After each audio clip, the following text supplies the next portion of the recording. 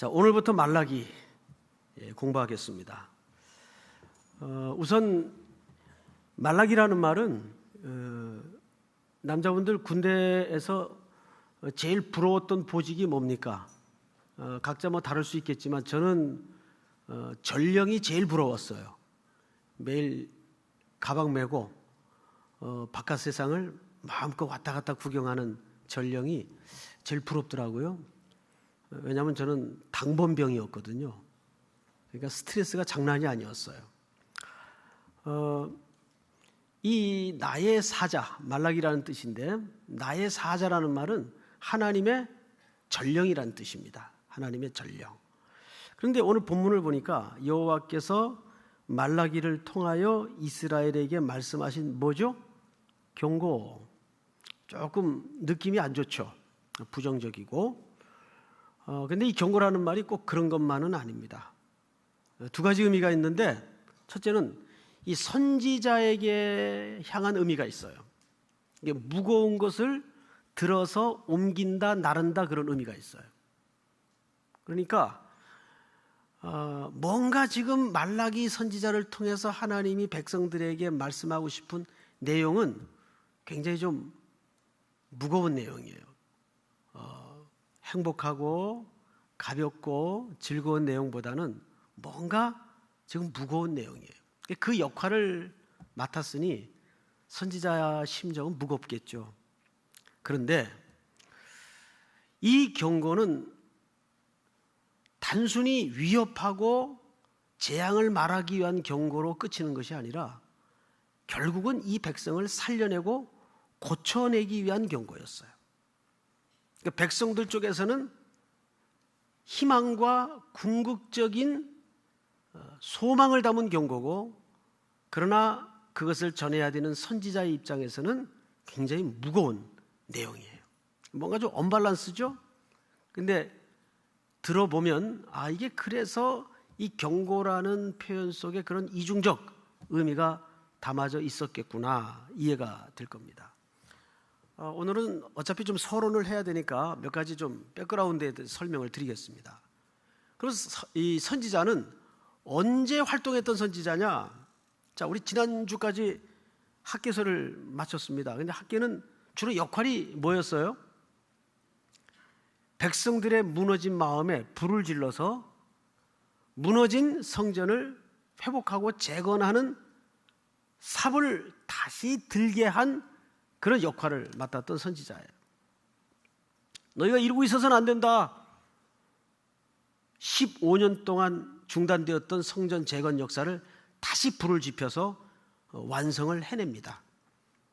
그래서 이 학개 선지자는 놀랍게도 자기의 역할의 열매를 보았던 행복한 선지자였어요. 그래서 성전이 완공이 됩니다. 완공할 때 백성들에게 불을 지피기 위해서 약속을 몇 가지 합니다. 이 성전을 완공하면 하나님께서 너에게 영광을 보여줄 것이고, 이 성전에 영광이 충만할 것이고, 또 모두가 잘 살게 되고 복을 받을 것이다. 은혜를 입게 될 것이다. 그래서 그런 기대를 가지고 열심히 했단 말이에요. 시간이 흐르고 세월이 가는데 선지자가 약속한 대로 뭐가 싹이 안 보이는 거예요. 점점 실망을 하기 시작합니다. 이 속았나? 더 기다려야 되나? 영적인 피로감이 오면서 지쳐가기 시작하는 거예요. 슬금슬금 백성들 가운데에는 어떤 조짐이 발생했는가 하면 점점 영적인 피곤함 때문에 지치면서 본질적인 타락이 찾아왔어요. 본질적인 타락이라는 것은 형식은 그대로 유지하는데 속은 쑥 빠져버린 종교적 형식만 남은 타락이 찾아온 겁니다. 그 첫 번째 현장이 예배의 자리입니다. 예배 안 나갈 수는 없으니까 나가긴 나가는데 그냥 나가는 거예요. 진심도 없고 영광에 대한 목마름도 없고 사모함도 없고, 그냥 때가 됐으니까 안 나갈 수는 없으니까 그냥 나가는 거예요. 그게 하나님 눈에 너무 가슴 아프게 느껴졌어요. 저 백성들이 오늘도 시간이 되어 예물을 가지고 오긴 오는데 진심으로 오질 않는구나. 형식적으로 오는구나. 우리 사람과 사람의 만남 속에도 그것 대번 느낄 때 얼마나 자존심 상해요. 특별히 그것이 사랑하는 관계라면 진짜 자존심 상하죠. 이 형제가 또는 이 자매가 땀만 먹고 있구나. 나를 만나긴 만나는데 진심이 아니구나. 그런 걸 딱 이렇게 느낄 때 얼마나 마음이 아프겠어요. 그래서 하나님이 말라기 선지자를 보내는 거예요. 그래서 경고라는 포장을 해서 지금부터 뭔가를 말씀하십니다. 지금 백성들의 영적인 상태는 예배의 타락이 찾아왔어요. 예배란 어떤 자리입니까? 예배는 사랑하는 분을 만나러 배우는 설레고 흥분되고 영광스러운 그런 자리예요. 그런 갈증과 목마름의 심정으로 나와야 되는데 걔 또 만나야 되나? 이거 끝낼 수도 없고 지내온 정이 있어서 뭐 이루고 나와서 만나는 대면대면하는 만남이 얼마나 서로가 슬퍼요. 지금 백성들의 영적인 상태가 그런 상태가 된 거예요. 지금부터 하나님께서 이 선지자를 통해 그런 말씀을 하십니다. 2절을 보세요. 여호와께서 이르시되 내가 너희를 사랑하였노라 하나. 자, 저를 보세요. 하나님이 첫 번째 선지자를 통해 백성들에게 하고 싶었던 얘기가 내가 너희를 사랑하였다. 이 완료형으로 되어 있는데 원뜻은 완료형이 아닙니다. 사랑했고 지금도 사랑한다. 근데 이런 표현은 전형적인 구속의 언약에서 나오는 관용적 표현이에요. 그러니까 이 사랑의 고백은 하나님이 구속의 차원에서 선언하신 그 맥락에서 이해를 해야 됩니다. 그냥 좋아한다, 사랑한다 일반적인 얘기가 아니에요. 그리고 선지자를 통해서 지금도 너희를 똑같이 여실하게 사랑하고 있다. 내 마음은 변하지 않았어. 그런데 그 선지자를 통해 하나님의 심정을 전해들은 이스라엘 백성들의 반응은 어땠는가 보십시다. 내가 너희를 사랑하였노라 하나 너희는 이르기를 주께서 어떻게 우리를 사랑하셨나이까 하는도다. 여러분 질문처럼 보여지죠? 그러세요? 어떻게 사랑하셨는데요? 이렇게 묻는 게 아니에요. 그러니까 성경을 읽을 때는 맥락 속에서 하나님의 생생한 표정을 잘 간파해야 돼요. 그 하나님의 떨리는 얼굴의 근육을 봐야 돼요. 그래서 이분이 무슨 진심으로 그 얘기를 지금 하고 있는가를 봐야 되는데 이 백성들의 이야기는 그 얘기가 아니에요. 어떻게 우리를 사랑하셨는데 질문을 하는 게 아니라 뉘앙스를 그대로 살려서 원문에 가장 가까운 표정으로 다시 한번 이야기를 해볼게요. 그래요? 이게 우리 사랑하신 거예요? 그 뜻입니다. 어떻게라는 표현이 바로 그 표현이에요. 이게 우리를 사랑하신 겁니까? 아니 학계 선지자 통해서 온갖 충동질은 다 해놓고 우리 헌신하고 순종했더니 부자도 안 되고 뭐 요즘식으로 얘기하면 이런 거예요. 내가 교회 다니기 전이나 교회 다닐 때나 뭐 달라진 게 뭐 있어요? 똑같지. 여전히 못 살고 답답한 일 생기고 어렵고 힘들고 짜증나고 똑같잖아요. 하나님 이게 우리 사랑하시는 거예요? 이렇게 된 겁니다.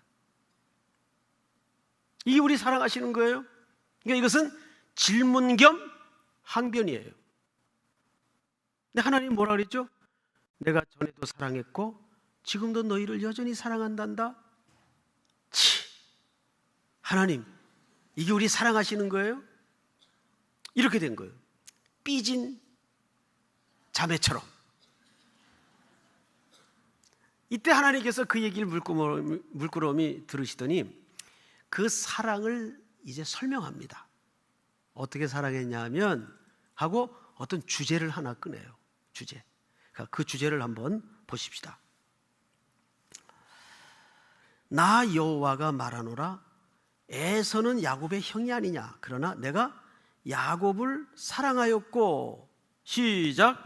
에서는 미워하였으며 그의 산들을 황폐하게 하였고 그의 산업을 광야의 이리들에게 넘겼느니라.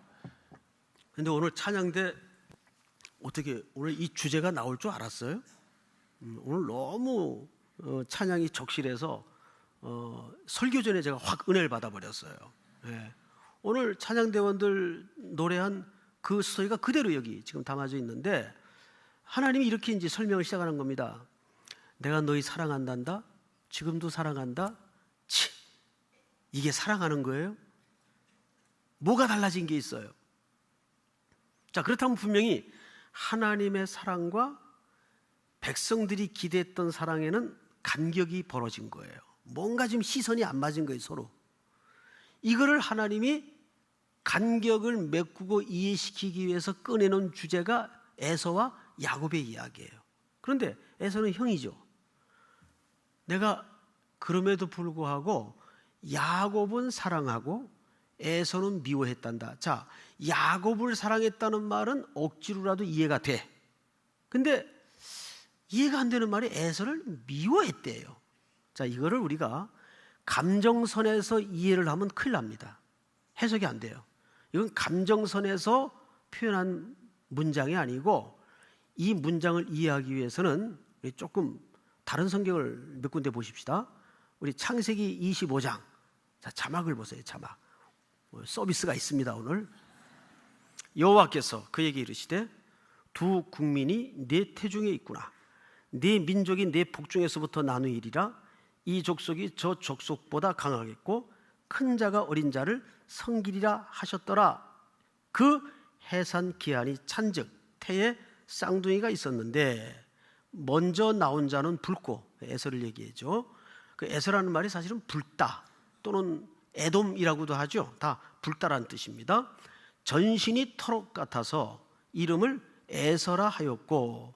26절 다 같이 시작. 후에 나온 아우는 손으로 에서의 발꿈치를 잡았으므로 그 이름을 야곱이라 하였으며 리브가가 그들을 낳을 때 이삭이 60세였더라. 네. 뒤에 나온 동생 야곱은 나올 때 형 발꿈치를 잡고 나왔어요. 그 움켜쥐고 나왔다 그 말이에요. 이것이 이제 야곱의 삶의 스타일이에요. 자, 그러고 나서 이제 쌍둥이가 태어났는데 이게 이란성이었던 것 같아요. 전혀 모습이 달라요. 한날은 둘이 자라서 각각의 인생을 살아가는데 형이 기질답게 이 친구는 하여간 밖에 나가서 뭐 계속 축구하고 사냥하고 등산하고 이렇게 좀 싸돌아다니는 스타일이에요. 사냥을 하고 막 들어와가지고 허기가 졌겠죠. 근데 마침 집안에서 내성적인 성격의 야곱이 붉은 죽을 쓰고 있는 거야. 아주 먹음직한 죽을. 눈에 확 띄었죠.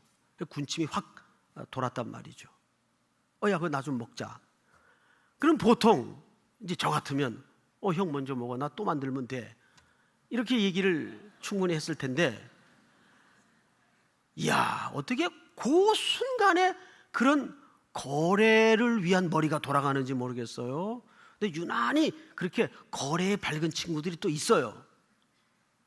탁 눈을 살며시 뜨더니, 물론 성경에는 이제 그런 게 없지만은 우리가 이제 풀어서 보는 겁니다. 눈을 이렇게 살며시 뜨더니, 형, 내가 이거 줄게. 근데 조건이 있어. 뭔데? 형, 우리 집에 장남이지?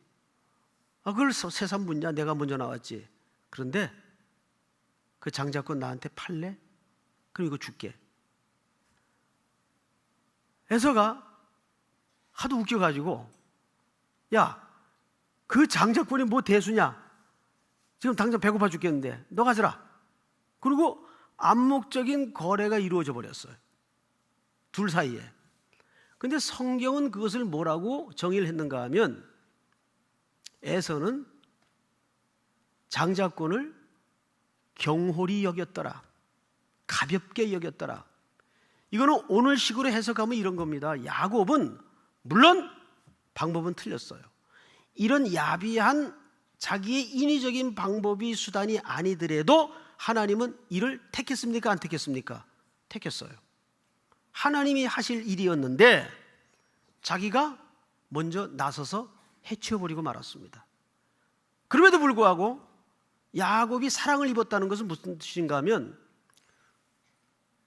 나는 하루에 한 끼 먹고 사는 한 있더라도 예수 없으면 안 돼, 이 고백을 한 거예요, 사실은.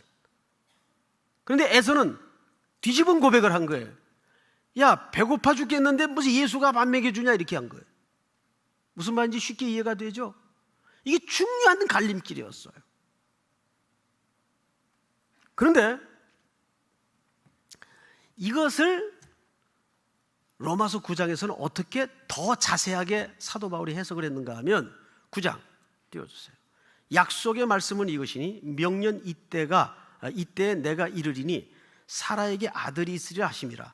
그뿐 아니라 또한 리브가가, 에서와 야곱의 어머니죠, 우리 조상 이삭 한 사람으로 말미암아 임신하였는데 그 자식들이, 잘 들으세요, 아직 나지도 아니하고 무슨 선이나 악을 행하지 아니한 때에 택하심을 따라되는 뭐가? 하나님의 뜻이 행위로 말미암지 않고 오직 부르신 이로 말미암아 서게 하려 하사 리브가에게 이르시되 큰 자가 어린 자를 섬기리라 하셨나니. 13절 다 같이 시작. 기록된 바 내가 야곱은 사랑하고 에서는 미워하였다 하심과 같으니라. 이 13절의 말씀은 누가 한 겁니까? 말라기 선지자가 한 얘기입니다. 자, 여기에서 내가 야곱은 사랑하고 라는 말은 야곱은 택하고 라는 말을 사랑했다는 표현으로 했고, 여기 에서는 미워하였다는 말은 감정적인 미움을 얘기하는 게 아니라 그는 택하지 않았다를 수사적으로 미워했다는 표현으로 설명을 한 거예요. 자, 이제 자막을 거두어 주셔도 되겠어요. 보세요. 야곱을 택했어요, 하나님이. 무슨 선이나 악을 행하기 전에 오직 하나님의 기쁘신 뜻을 따라, 그건 하나님의 주권이에요. 자, 그런데 그때부터 에서의 인생이 고달팠나요? 야곱의 인생이 고달팠나요? 야곱의 인생이 훨씬 고달팠습니다. 야곱의 인생은 그렇게 형에게서부터 장자권을 자기 수단을 통해 빼앗는 순간부터 어머니 손에 등이 떠밀려서 집을 떠나야 했어요. 어머니가 보니까 큰일 났어요. 이 혈기왕성한 에서가 나중에 이 의미의 중요성을 알고 나서 가만히 있지 않겠거든요. 한날 한시에 이 분노 조절 장애를 갖고 있는 에서의 손에 동생이 죽을 수도 있겠다라는 생각이 들어요. 어쩌면 두 아들을 다 잃을 수도 있겠다는 생각이 들어요. 그래서 야곱을 부릅니다. 얘, 너 빨리 짐 싸라. 왜요, 어머니? 너 내 형 성격 알지? 너 이 영적인 큰 의미를 나중에 알고 축복권을 내가 그런 야비한 수단으로 빼앗은 걸 알게 되면 너 가만두겠니? 잔소리하지 말고 너 당분간 형 분노가 언제 풀릴지 모르지만 풀릴 때까지 쟤는 나도 제어가 안 된다. 풀릴 때까지 너 외삼촌 집에 가 있으라 해서 짐 싸가지고 외삼촌 집으로 먼 길을 떠나게 됩니다. 길을 가는 도중에 아주 중요한 밤을 만나요. 원래 이름이 루스인데 나중에 베델로 바뀌죠. 베델에서 돌을 베개하고 깜깜한 밤에 총총 별을 헤어가면서 이슬을 맞아가며 처음으로 성경에 노숙자가 등장을 합니다. 여러분, 이 노숙을 했다는 것은 굉장히 중요한 문제입니다. 왜냐하면 히브리 문화 속에는 나그네 환대법이라는 게 있어서 이 사람들은 체면 문화가 굉장히 발달한 사람이에요. 그래서 어떤 사람이, 낯선 사람이 마을 공동체에 들어왔을 때 그 사람이 노숙을 하게 되면 마을의 수치였어요. 근데 야곱이 노숙을 해요. 무슨 뜻입니까? 이 지구촌에 어느 한 가정, 어느 한 사람도 이 야곱을 환영하고 맞아줄 사람이 없을 정도로 철저히 외롭고 고독했다는 뜻입니다. 근데 그때 누가 찾아오십니까? 야곱에게 하나님이 찾아오세요. 공식적으로 처음 야곱에게 임재하시는 순간입니다. 근데 하나님이 이런 약속을 해요. 내가 어디로 가든지 내가 너와 함께 할 것이고 너를 보호할 것이고 반드시 너를 이 땅으로 돌아오게 할 것이다. 그런데 질문이 하나 있어요. 야곱의 입장에서 하나님, 돌아오게 하신다는 약속은 좋은데 돌아오게 할 겸은 왜 떠나게 하세요? 충분히 물을 수 있는 질문이죠. 그렇게 무려 20년을 벌판에서 외삼촌 라반에게 속임을 당하면서 임금 떼어먹고 별별 고생을 다 합니다. 자기만 뚱치는데 재간이 있는 줄 알았는데 한술 더 뜨는 사람을 만났어. 외삼촌이에요. 그러니까 버릇 고치는 데는 더 센 놈을 붙여주는 수밖에는 방법이 없어요. 거기에서 또 네 여자 때문에 고생을 하죠. 오늘 내 방에 들어오소서, 오늘 내 방에 들어오소서. 그게 무슨 홈 스위트 홈이 되겠어요. 얼마나 고생이었어요 그게. 그 나중에는 결국 다 거덜나고 거기서도 악착같이 그는 움켜쥐고 벌어서 두 때를 이루는데 나중에 다 거덜납니다. 하나님이 기근 한 방 치니까 다 거덜나요. 그리고 결국 남의 집 식객으로 들어가서 얻어먹죠.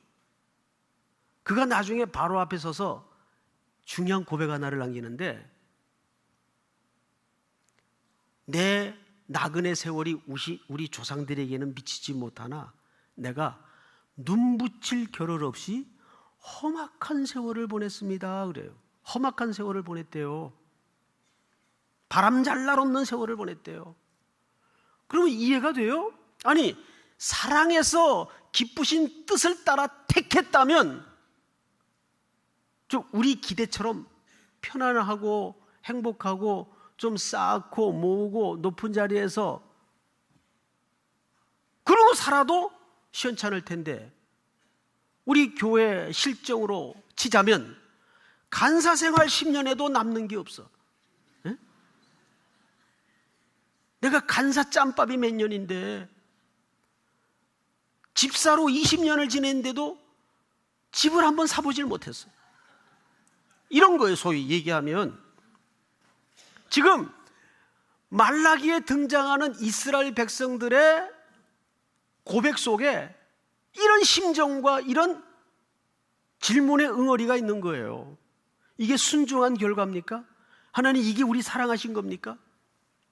자, 여기에서 하나님의 사랑과 백성들이 기대하는 사랑에는 건넬 수 없는 강이 있었다고요. 그러면 도대체 하나님이 야곱을 왜 그렇게 벌판에 뒹굴게 만들고 바람의 초계와 같이 불려다니게 만들었을까요? 여러분, 창세기 49장 한번 볼까요? 자, 요셉의 활은 도리어 굳세며 그의 팔은 힘이 있으니 이는 야곱의 전능자 이스라엘의 반석의 목자의 손을 힘입음이라. 내 아버지 하나님께로 말미암나니 그가 너를 도우실 것이요 전자로 말미암나니 그가 내게 복을 주실 것이라. 위로 하늘의 복과 아래로 깊은 샘의 복과 젖먹이는 복과 태의 복이로다. 자, 다 같이 시작. 내 선조의 축복보다 나아서 영원한 산이 한없음 같이 이 축복이 요셉의 머리로 돌아오며 그 형제 중 뛰어난 자의 정수리로 돌아오리로다. 자, 26절 그대로 띄워주세요. 여기 보시면 네 아버지의 축복이 그랬어요. 자, 잠깐 자막을 치웠다가 다시 한번 띄워주세요. 저를 보세요. 지금 야곱이 나이가 많이 들어서 이제 임종 직전에 있는데 12아들을 앞에 쭉 앉혀놓고 하나 예언하면서 기도하다가 누구 차례가 왔는가 하면 요셉의 차례가 왔어요. 그리고 요셉에게 이제 예언 겸 축복을 합니다. 기도를 합니다. 기도를 하는데 26절 띄워주세요. 내 아버지의 축복이, 그러면 여기 내 아버지는 누굴 가리키는 거예요? 자기가 지금 기도하면서, 요셉에게 기도하면서 내 아버지의 축복이, 그러니까 이 축복은 야곱의 축복이에요. 야곱의 축복이 내 선조의 축복보다 나아서, 선조는 누굴 가리킵니까? 야곱 아버지 누구예요? 이삭. 그리고 선조는 복수예요. 이삭의 아버지 아브라함이에요. 즉 이삭과 아브라함을 합한 복보다 내 복이 세다는 거예요. 낫다는 거예요. 이게 말이 되는 얘기입니까? 이게 이제 죽을 때가 되니까 노망이 걸린 것도 아니고 이게 무슨 얘기예요? 적어도 이것이 우리식으로 이해하는 물질적인 축복이라면 더더욱 말이 안 되는 게 이삭과 야곱만 비교해도 이삭이 훨씬 부자예요. 여러 가지 면에서. 게다가 아브라함의 복까지 더하면 애들 말로 잽이 안 돼. 그런데 지금 임종 직전에 야곱은 아들 요셉에게 복을 빌면서 내 복이 우리 할아버지하고 아버지 합한 복보다 훨씬 세다. 그럼 적어도 이 복은 물질적인 복을 말하는 게 아니란 얘기예요. 이해가 됩니까? 이 복은 물질의 복을 얘기하는 게 아니란 얘기예요. 그럼 도대체 여기에서 빈 털터리의 야곱이 어째서 자기 선조들의 복보다 자기 복이 세다라고 얘기한 걸까요? 그 복이 뭘까요? 이런 겁니다. 제가 여러분들에게 되물어 보겠습니다. 우리가 다 부모가 되고 또 지금 자녀로 살고 있어요. 저도 자녀이면서 또 부모입니다. 그리고 형제들이 이렇게 여럿이 있어요, 집안에. 저희도 이제 사남매입니다. 사남매가 계열이 두 계열이에요. 제 바로 아랫동생하고 저하고 똑같고 저희 막내하고 누님하고 똑같아요. 희한하게 기질이 이렇게 딱 갈라져요. 그런데 여러분 상식적으로 말 고분고분 잘 듣는 범생이들이 부모를 잘 알까요? 정말 속을 매일 뒤집어 놓았던 그 로드맨들, 길거리 사나이들이 부모를 잘 알까요? 어느 쪽이 부모를 잘 알 것 같아요? 말 안 듣던 애들이 부모를 훨씬 잘 압니다. 왜? 부모랑 수없이 부딪혀 봤으니까. 그런데 고분고분 말 잘 듣던 애들은 부모를 잘 몰라요. 그리고 부모도 걔를 잘 몰라요. 사실은. 그런데 늘 충돌하는 부모 자식과는 서로가 너무 잘 알아요. 늘 그러죠. 얘 이놈의 새끼야, 내가 네 속에 들어갔다 나오는 것보다 더 너를 잘한다. 그러면 속인 게 들통 나가지고 씩 웃고 그냥 나가죠. 돈도 못 챙기고.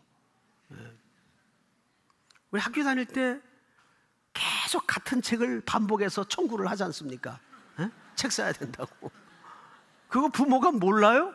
다 알아요. 다 알아요. 잔돈 남았는데도 남은 거 없다 그러고 다 알아요. 자, 그런데 야곱이 사실은 그 얘기를 하는 겁니다. 예를 들면 이런 거예요. 야, 하나님 그분에 관한 한 나보다 더 겪은 사람 있으면 나와보라 그래. 없어. 그 얘기를 하는 거예요. 그러니까 나중에서야 야곱이 대호각성하고 깨달은 게 뭐예요? 그가 젊은 날에는 이 땅에 보이고 누리고 느끼고 만지는 게 복인 줄 알았어요. 그거 열심히 벌려고 움켜쥐고 살았는데 한 방에 그냥 가더라고요. 빈털터리 되더라고요.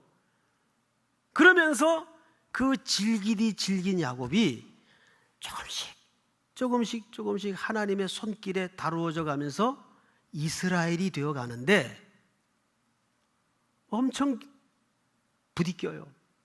엄청 하나님 앞에 야단을 맞습니다. 그래서 또 눈물 찢고 콧물 찢고 또 일어서서 끌려 나오고, 그가 야폭강가에서 그 진상에 가까운 짓을 하는 걸 보세요. 혹독한 밤을 홀로 지새면서 이거 건너야 되나 말아야 되나 고민하다가 다 건네요. 다 앞에 먼저 건넵니다. 자식들까지, 와이프까지. 결국은 자기 혼자 남아요. 그 밤에 누굴 만납니까? 그리고 하나님이 찾아오세요. 이 항복하지 않는 야곱을 꺾어버리기 위해서 그건 기도가 아니에요. 하나님이 찾아오신 사건이에요. 너 이래도 말 안 들을래? 그런데 하나님한테 안 줘요. 이 질긴 야곱이. 그러니까 에라 이놈아 그러고 정강이를 한 대 칩니다. 환도뼈라고 되어 있는데 이 생식기 근처를 한 대 치는 거예요. 그제서야 이분의 정체와 이 심판이 무엇을 뜻하는지를 알고 매달립니다. 살려주세요. 하나님이 물었던 게 뭐예요? 너 이름 뭐냐? 몰라서 물었나요? 야곱입니다. 사기꾼입니다. 야곱이 움켜쥐다 속여먹다 그 뜻 아니에요. 거기서 이름을 바꿔주잖아요. 그런데도 그 다음부터 성경에 이스라엘아 이스라엘아 나오나요? 계속 야곱이에요. 계속. 예? 성경은 정확해요. 그제서야 야곱이 하나님을 경험하고 하나님에게 떨어지지 않는 게 진짜 복이구나. 내가 붙들고 내가 쌓고 내가 번 거 내가 지니고 있는 게 복이 아니구나.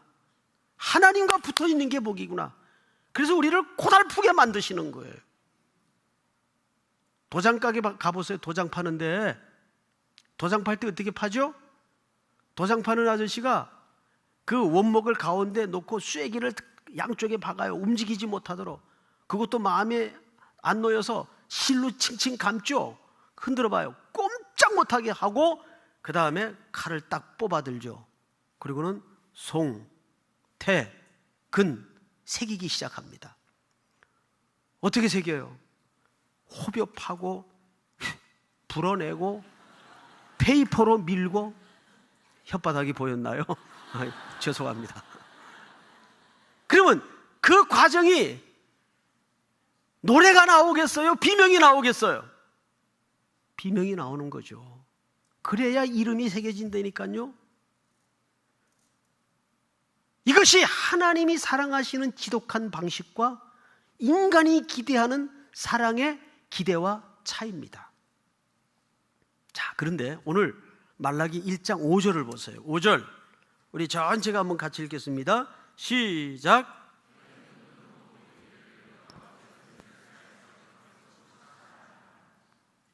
하나님이 뭘 약속하십니까? 경고지만 이들에게 궁극의 희망을 약속하세요. 너희가 눈으로 보게 될 것이다. 뭘? 하나님의 높으시고 위대하시고 전능하신 그 영광을 너희가 보게 될 것이다. 사랑하는 성도 여러분, 오늘 이 예배의 자리에 어떤 심정으로 오셨더랬습니까? 아, 이거 또 가야 되나? 별로 달라지는 것도 없는데, 아, 그래도 가야지. 안 가면 뭔가 또 밥 먹다 돌이라도 씹을 것 같고 하니까는 찜찜해서 가긴 가지. 그런데 오늘도 우리는 이런 예배의 자리와 영광의 주님을 배우는 자리를 또 말씀을 통해서 점점 하나님이 우리를 사랑하시는 그 사랑의 호소와 내가 기대했던 사랑의 기대가 무너지면서 가까워지는 거예요. 그 마지막에는 주님과 나만 남게 되죠. 그리고 이것이 얼마나 행복인가를 고백하게 됩니다. 구주만 높이는 인생으로 되는 거죠. 우리 모든 3일의 성도들이 이 복이 가장 원천의 복임을 일어서서 고백할 수 있는, 땅끝까지 이 예수님을 힘찬 기운으로 증언할 수 있는 제자들이 될 수 있기를 주의 이름으로 축복합니다. 우리 다 일어나십시다. 주 사랑이 나를 숨쉬게, 이 가사를 보면 너무 좋아요. 주 사랑이 나를 숨쉬게 세상 그 어떤 어려움 속에도 주 은혜로 나를 돌보시며 세상 끝날까지 지켜주시네. 기도하는 마음으로 오늘 말씀을 기억하면서 이 찬양을 드리십시다.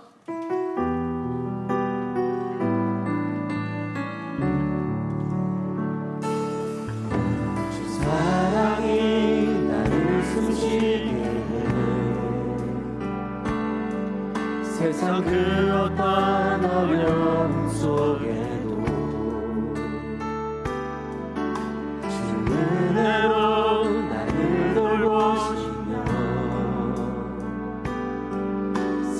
끝날까지 지켜주시네. 주 사랑이 나를 이끄시네. 주 사랑이 나를 이끄시네. 내가 갈 수 없는 그곳으로 주의 사랑 나를 붙드시며 세상 끝날까지 인도하시네. 주님만이 내 아픔 아시며 주님만이 내 맘 어루만지네. 어느 누구도 나를 향하시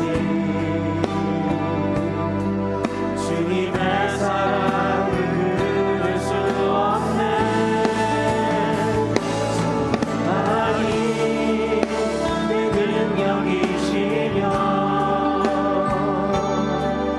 주님만이 나의 구원이시네. 어느 누구도 나를 향하시 주님의 사랑을 그릴 수 주님만이 내 능력이시며 주님만이 내 능력이시며 주님만이 나의 구원이시네. 어느 누구도 나를 향하시 주님의 사랑을 그릴 수 없네. 주님만이 주님만이 내 능력이시며 주님만이 나의 구원이시네. 어느 누구도 나를 향하시 주님의 사랑을 그릴 수 없네. 여러분 오늘 가보십시다. 그리고 이렇게 기도했으면 좋겠습니다. 옳습니다, 주님. 제가 기대하는 복과 하나님이 주시고자 하는 복의 충돌 늘 우리 일상 속에 벌어집니다. 하나님의 주시는 복으로 살게 하여 주시옵소서. 내가 구하는 복, 내가 목말라 하는 복은 매일매일 우리의 일상에서 무너지게 하여 주시옵소서. 이것을 위해서 기도하십시다. 이것은 평생 걸리는 싸움일 수밖에 없습니다. 또 오늘부터 시작된 캄보디아 선교 이제 마지막 마무리입니다. 완주할 수 있도록 도와주시고 캄보디아 우상의 땅에 우리 청년들의 걸음을 통해서 이 영광스러운 하나님의 복음이 지경 밖을 넘는 은혜를 보게 하여 주시옵소서. 우리 주여 부른 다음에 소리내어 기도합시다. 주여.